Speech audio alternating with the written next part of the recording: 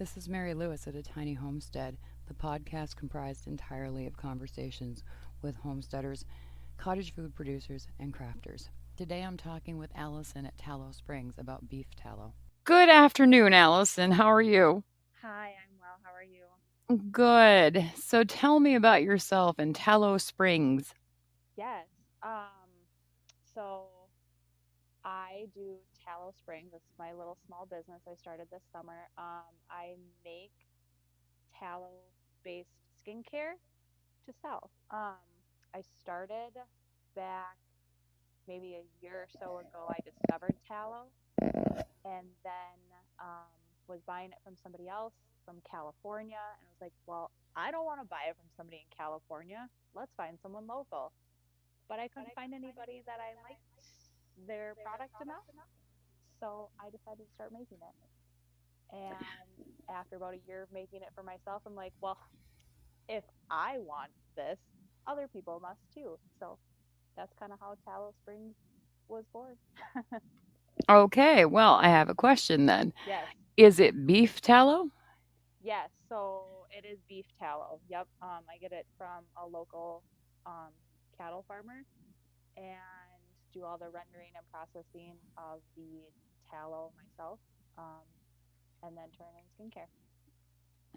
Okay, so could you use any other kind? Could you use sheep tallow or chicken or pork, or does it need to be beef?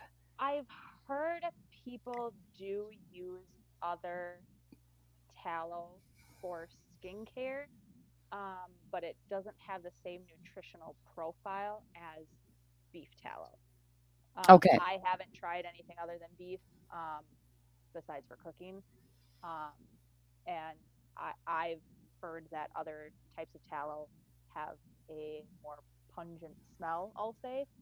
So, but you know, the rendering process is similar. So you could. I don't know though. Okay. I don't know either. That's why I asked Yeah. because we Yep. we have we have some tallow from a half that we bought in our freezer Yeah. right now. Yep. And I keep thinking I should render that and use it and Yep. learn how to use it, and I just haven't done it yet. So, Yeah. so what kind of skincare products are you making? So right now I have a couple different textures. I have a whipped texture with it, which is like light, fluffy, airy, almost like a whipped cream texture. It's really easy to spread on like large areas. And then I have a balm, which is, think of like a salve type texture, a little more dense for you know, cuticles, lips, smaller, more concentrated areas. And then I have a lip balm right now too. So, really, tallow can be used everywhere for anything. It's not, you need one for your under eyes, you need one for your lips, you need one for your face, you need one for your feet. It's really an all over moisturizer, which is what makes it so great because skincare is really expensive if you have 100 different products you're using every day, which is just completely unnecessary. So, Yeah, I'm not a makeup girl in the uh least, I'm and not either. I have like 4 or 5 different hand creams sitting on my kitchen windowsill, and I don't love any of them. Yeah. I have made skin salves Hmm. myself, and Yep. I use coconut oil and, beeswax and olive oil, Yep. and I love those. And I finally got smart and found little tiny, twist up tubes that look like a deodorant tube, but they're small, so the size of a lip Uh, balm tube, yep. because I used to make lotion bars, which Okay. is basically the same idea as what you're doing, but it was Yep. plant-based oils. Okay. And they were great, except that you had to put the bar back in the container it was in, and then your hands were covered in the the balm, and Yep. you had to rub it in, and then you had to have paper towels somewhere because you really don't want that on Yep. bath towels or tea towels or Yep. washcloth. So it was it was an experiment to begin with, and then I refined it, and now we sell our body bombs is what I call them. Yeah. So I might have to dig into that big old bag of tallow and try out tallow salve and see how that works. Yes, it's so for the salves, it's it's a good hard consistency, but with heat it just melts so nicely. Um, but it's nice because the entire thing's not gonna melt. I mean, if you leave it in your car all day in the middle of a Minnesota summer, it's probably gonna melt because it gets real toasty. Hmm. But leave it in your purse and it's just so easy to transport and you don't have to add anything else to it really. um, I don't add any other oils or anything to my tallow just because my skin is so sensitive, um, that I don't like other oils in it, Hmm. like the olive or coconut or anything, so I don't put it in mine, but I know people love it. So is it unscented? So I have one that's completely unscented, it's just 100% tallow. And then I have one right now that I infuse with lavender buds from a local lavender farmer. Yeah. And I'm working on one right now for winter that's going to be cinnamon and vanilla, that I'm going to infuse the tallow with cinnamon sticks and vanilla beans. So I'm going to Yum. go work. Yes, I'm so excited for it. I was before this, I was just working on the labels for the jars, so I'm super excited for it. Yeah, I made a vanilla lip balm with actual vanilla oil. Okay. And it turned out terribly because vanilla is actually bitter. Vanilla oil is bitter. Okay. So I had my son try the the lip balm on the back of a spoon before I poured it into the molds, Okay. and he was like, you're not gonna be Oh happy." no. Oh, that's so disappointing when that happens. I said, Oh, "Why?" He said, "Try it." And I put some oh, on, and I was like, "Oh, it's like coffee beans, only oh not. It doesn't smell like coffee." And no. so I learned that if we put powdered sugar in the lip balm oils, it it Okay. fools your brain into thinking that you're tasting sweet vanilla. And so that came out fine. But we ended up using the lip balms as the body balm because it smelled fantastic. It smelled exactly like vanilla cookies. So we have like 50 tubes of vanilla scented body balm. Oh, interesting. Yeah, Hmm. I wouldn't have guessed that it would taste bad either. I wouldn't have guessed that either. Yeah, That's interesting. who knew? Who knew? Yeah. I had Yeah. no Well, idea. thank you. I felt so dumb, and my kid was like, "You can't feel dumb. You hadn't tasted straight vanilla Yeah. oil before." It's Yeah. like, "Yeah, true. Okay." So, yeah, vanilla cinnamon sounds fantastic. Yes. People are going to want to lick their hands when they put it on. I'm excited for it. I'm really excited for it. Well, and I use mine. I have really, really dry chap lips all year round, constantly. I never leave house without lip balm and my water bottle. If I leave my phone, if I leave anything else, I'll be fine. But I need my lip balm and I need my water bottle. Um, Mhm. and I just bring tallow with me everywhere because it's you can use it all over. So if my hands Mm, are dry, tallow. Lips are dry, tallow. It's great. And nice. then I don't have 18 things I'm carrying in my purse anymore. So it's nice to condense. It is. It's always nice to have one thing that Yeah, covers a bunch of different yeah, needs. So, yeah. how I feel like you sort of answered this at the Yeah. beginning, but I feel like there's more to it. Hmm. So how did you find out about making or using tallow? Yeah, so I'll give you the whole story because we've got the time. Mhm. So back about 2 years ago, I had COVID, terribly. Just I couldn't eat. I lost 30, 40 pounds in about 3 months because I Mhm. like literally could not eat. So then, then you start digging into the how to heal your gut, how to heal your body without all of the meds and all of the procedures that all these doctors were like, well, your labs come back fine, so you must be fine. It's all in your head. We can do this procedure and look and see, but I don't think it's going to tell us anything. I'm like, well, okay, I don't feel good, so something is wrong. And then, start digging down the rabbit hole of eating better, and then you get to the rabbit hole of all of the products that are used on our bodies to clean, um, on our fabrics, everything, they're so bad for you. They're full of all these toxins, all these endocrine disruptors, fragrances that are toxic to us and causing us all this harm. But unless you learn, you don't know any better. So, that whole skincare side of things, I've always had extremely sensitive, very dry skin. And even, anything off the store that I would go and get, go to Target, go to Walmart, anything, my face would be red and splotchy and I'd break out and nothing worked. So then in this rabbit hole I was in, I found tallow and I was like, I'm not going to take beef fat and put it on my face. Absolutely not. And I'm like, you know what? Yeah, I am. I'm going to try it. And it was the first product that I used, that didn't make my skin irritated after using it for the first time. It actually helped, and my skin felt so moisturized and so calm. And I was like, okay, this is it. This is gold. This is wonderful. Um, yeah, and then I've been using it since. And yeah, I was buying it from somebody, that makes it in California. Um, but I passionately want to support local as much as possible. But I couldn't find any without the essential oils or the extra oils that my skin can't handle.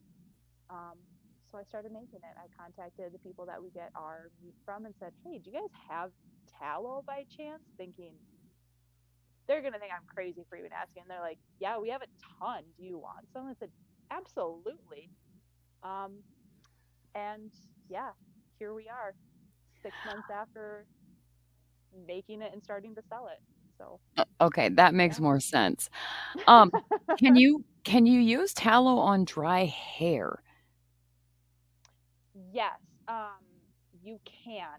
It might look greasy though, but it Mhm. is very nourishing. I actually put it on my scalp, um, like a couple hours or the night before, I wash my hair, because it's nourishing for that too. It's just, it'll leave it looking greasy. So Well, that's better than frizzy. The reason I ask is because I'm 53 and my hair started going gray when I was 14, mm, and now I'm more than 50% white, and my hair yeah, was a really dark brown. And I don't know what you know about gray hair or white hair or yep, anything in between. It gets real coarse. very coarse and very dry. Yeah, and I've used a few different things and it helps for maybe a day. And then my hair is like, "Nope, I'm going back to the way I want to be." And Yeah, it makes it so frustrating that I'm yeah, constantly just pulling it back in a ponytail because it just looks terrible. yeah. So, I'm gonna have to dig out some of that tallow and try it. Yep. There are also people I don't yet. Maybe in the future I will. There's also some people that make tallow, shampoo and conditioner bars, like a Mhm. soap bar, but for your Yep. hair, um, which I use as well, and it works great. So Okay. definitely very moisturizing. So, but yeah, the tallow, you can definitely put it in your hair for that. If you're naturally dry and coarse anyway, it'll probably help. Yeah, it's unfortunate. I didn't used to be. My hair used to be really, really nice, and then I got older, and now it's just not nearly as nice as it used to be. And I Me neither. refuse to color it. It grows so fast that there's no point in coloring it. And I don't blame the only reason I would color it is because the conditioner that comes with the box dyes is so you. nice. My It is hair so is shiny and silky for a month, nice. and then it Yep. grows out again. So Yep. Yep. So what's the process for rendering the tallow? Because I have looked into it, Mhm. and the last I looked into it, it was a real quick thing, and it said something about boiling it with water and that Mhm. the tallow will rise, or Yes. what you want out of it will rise. Is that correct? Yeah. So there's two methods that are common for rendering tallow that I know of. There's a wet render and a dry render. a dry render, you basically put it in your oven on a low temp and let it just melt down, and then you skim off of the top the tallow because all the impurities and any fascia, tissue, meat will fall, muscles will fall to the bottom. Mm-hmm. Um, but doesn't, that typically leaves that kind of beefy smell in it. So it's not ideal for like skincare. It's perfect, absolutely perfect for cooking if you're going to use tallow to cook. Mm-hmm. Um, I use wet render, which is like you said, you put it in, put the tallow in with water, you let it heat on low for, I do mine about 12 hours. Um, and I put some salt in there. The salt pulls impurities out, and then you strain. I strain it through a cheesecloth and a strainer, and then put it in the fridge, and then the fat will separate from the water.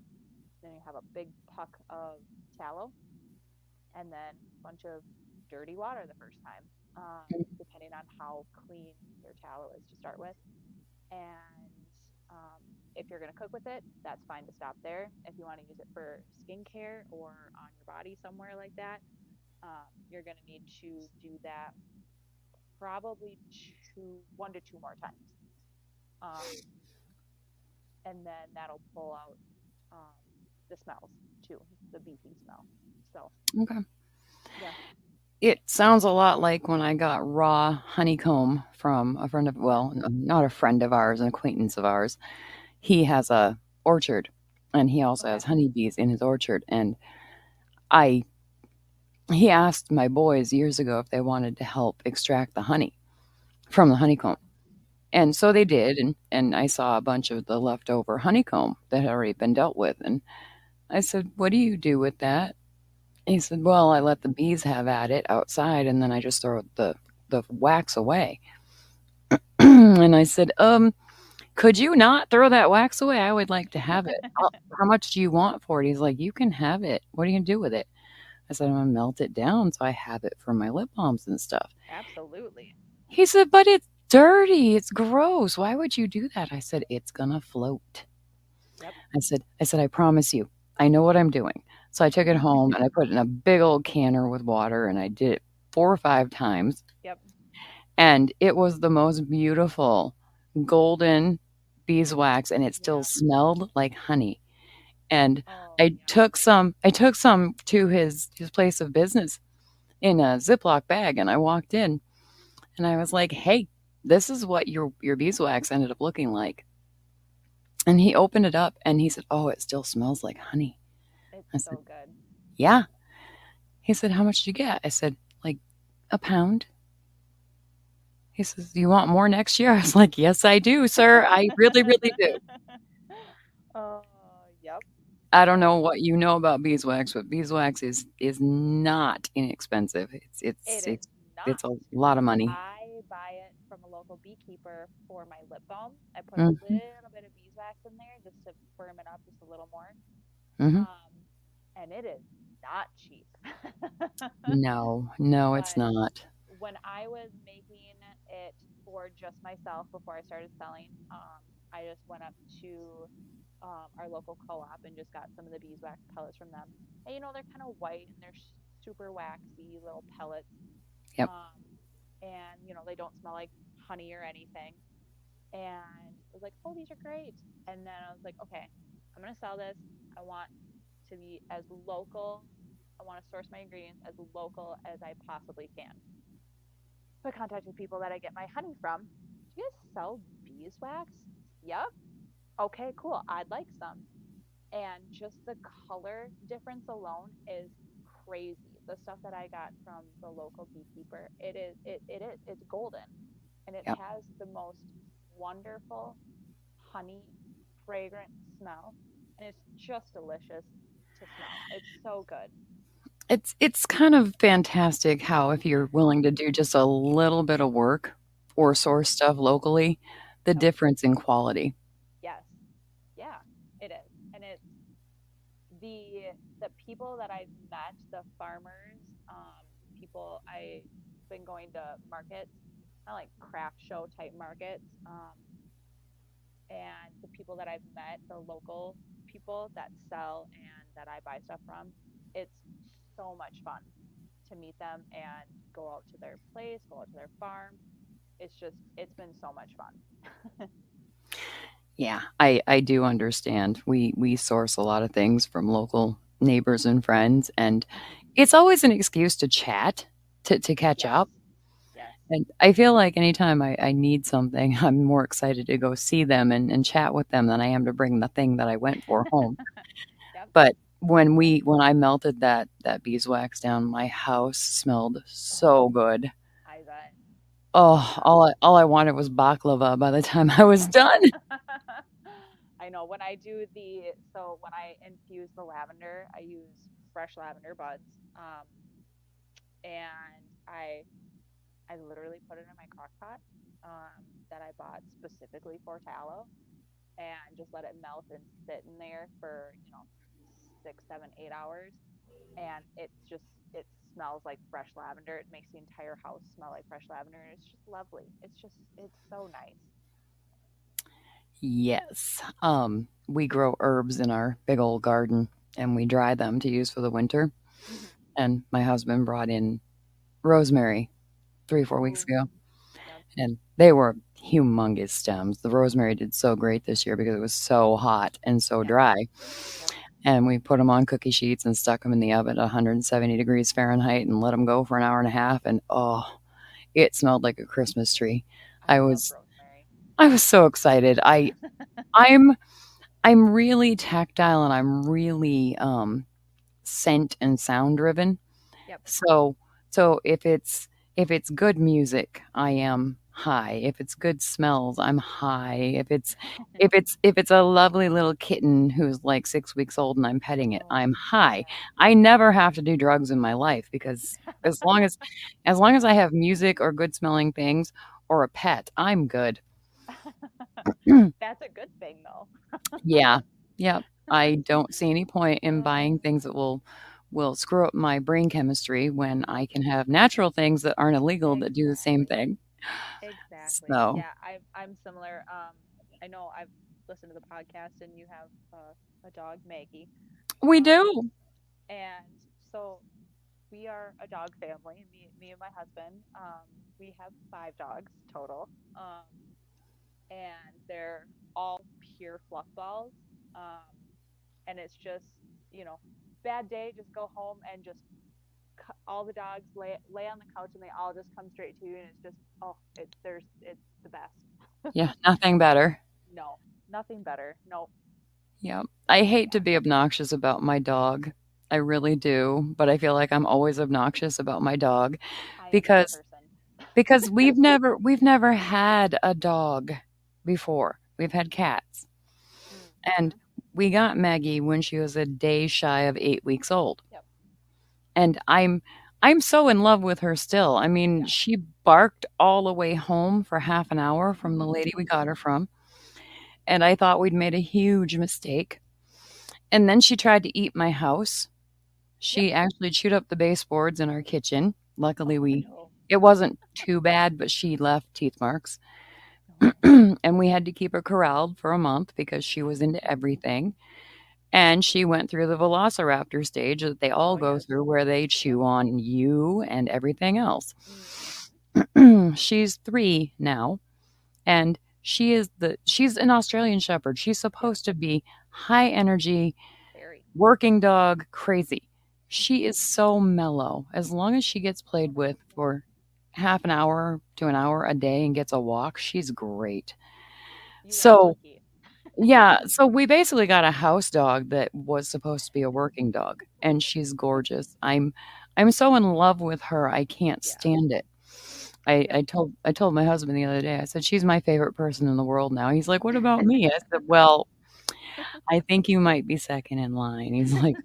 He said, "Well, I'm actually first in line because 'cause I'm actually a person and she's a dog." I was like, "Okay, she's my favorite dog in the world. Fine." She's my favorite thing, period. Mhm. Yes, and Yeah. I have 4 adult children who are like, "You got a new baby. Uh-oh." Oh, absolutely. Yep. And we also have 6 new kittens in our pole barn right now who are 3 weeks and a couple days old, and Maggie got introduced to them the other day, and she now has 6 new friends. Of course she does. Of course she does. So, yeah. Oh, I feel that's like funny. I feel like all I talk about when I comment on what people are saying to me on the podcast is soap, my dog, and food, cooking. Yeah. Yeah. I mean, those are three solid topics to talk about, and most people can relate to one or more of those topics. So I understand it. And goats. I have talked about goats on, I would bet 5 out of the 7 recordings I've done so far. Yeah. And so my husband and I, we live in Isani. We have acreage. Um, we don't homestead. We're not growing food or have animals right now besides our dog. We'd Mhm, like to in the future. And I think goats are going to be, um, goats and chickens are top of our list.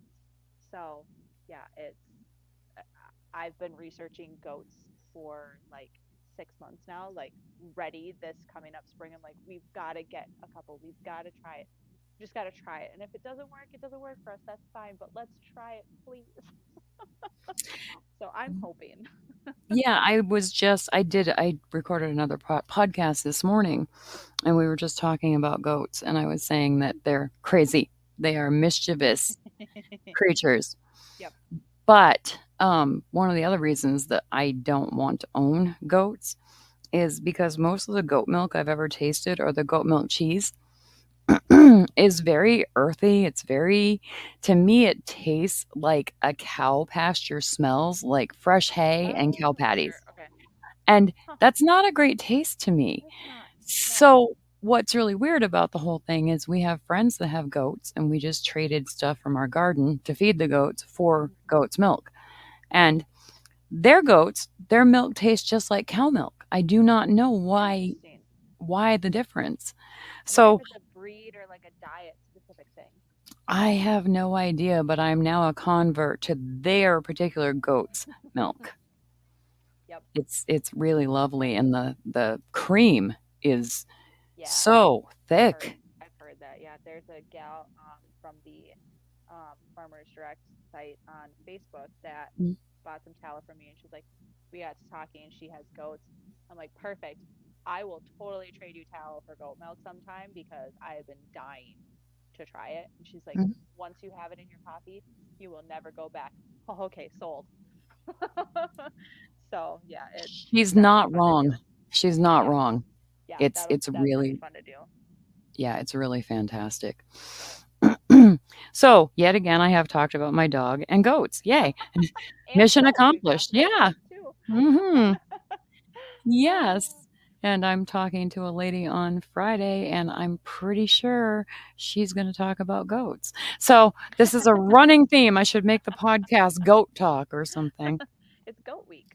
Yeah, it's goat year. Oh, that's funny. Yeah. So are you going to stick with tallow, or are you gonna expand to anything else? I'm sticking with tallow for now.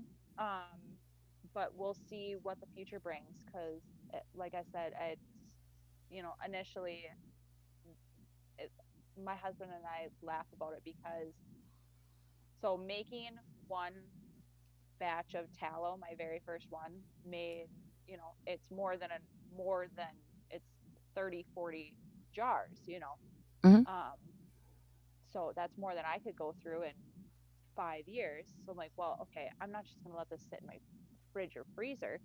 I'm like, I'll just post it on Facebook and see what happens. And I decided that just on a whim one Thursday afternoon, I think it was. I'm like, yeah, let's just post this and see what happens. Like 60 jars later, I'm like, okay, this is the thing. Let's do this. And we joke all the time. Yeah, I just decided to start a business one Thursday. Um, mhm. so it's still newish to me, and I'm still trying to like figure it all out. So I have a lot of big plans, but my husband is very grounding for me in those big plans. Like, okay, don't go crazy. You need to figure out what we're doing first before you do all of the things. So like, that's probably a good idea. That sounds like So, me with my husband because I'm the grounder and he's the one that's saying, "I wanna do all the things now."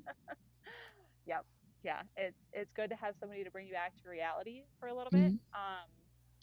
Because if not, I would be in 100 different places right now. So it's nice to have that focus to actually do this properly. So yeah. Yeah, we went through the 100 different places this summer. My husband, left his almost 30-year corporate job career back in March, and he said, "I need to quit my job," and I said, "Uh-huh," and he said, "I need to quit my job." I said, "Quit your job." So he left his job, and I said, "What next?" And he said, "We're gonna make this place go," and then threw a whole bunch of ideas at me. And it was about 4 ideas more than we probably should have had our hands in, Yep. and it's been a lot. It's been a lot of learning Yep. curve and a lot of Yeah. frustration and a lot of joy because Yes. sometimes things do work. Yep. But, yeah, he's gonna be going back to work Wednesday part-time, and it's winter, so, Nice. Yep. there's not a lot Yeah. going on Yeah. with growing things in the winter in No. Minnesota, as we all know. Yep. And I can't quite let a cat out of a bag yet, but it looks like we might actually have a heated greenhouse built by next May. Oh. And there's a reason, and I will be Uh-huh. sharing it on Facebook when I get the go ahead, but Oh, I'm cool. I'm I'm not allowed to make the news public yet as to how we're gonna do it. I'm dying to. I can't wait to get the email so that I can say what's going on, but it's really exciting. Super exciting. So that's a tease for the next person I talk to after I find out about it and be like, just so you know, I'm crazy because this thing came through. That'll be cool. That'll be really cool. Yeah, we have the opportunity to grow leafy greens and radishes and I think carrots if we have a heated greenhouse next year Uh-huh. for a school that wants to buy produce for their school lunches. Love it. And that's not the cat out of the bag. That's something that was proposed last spring, but we just Yep. couldn't make it happen this year. Yeah. So we're looking forward to being able to grow produce in December, January, and February and have it be good, have it be Yeah. alive. Yeah. Alive So, is good. yeah, well, you want to eat dead lettuce, that's gross. Nope. Nope. No, thank you. But there's fun things on the horizon. We just have to get through Super the next exciting. few weeks of answers and what we're doing. So I Yeah. totally understand your 100 things at once because we've now whittled it down to probably a heated greenhouse and my podcast, which I love doing. I love Yep. finding out about what you and everybody else are doing and Yep. why and how and why you wanted to do it in the first place and how excited you are. Yep. So, is there anything else you'd like to share? Because I try to keep these to about 30 minutes long. Oh boy. I don't think so. You're good? I am. All right. Well, thank you so much for taking the time to talk with me. Thank you for having me. This was so much fun to do. All right. You have a great day. Thanks. You as well. All right. Bye. Okay. Bye.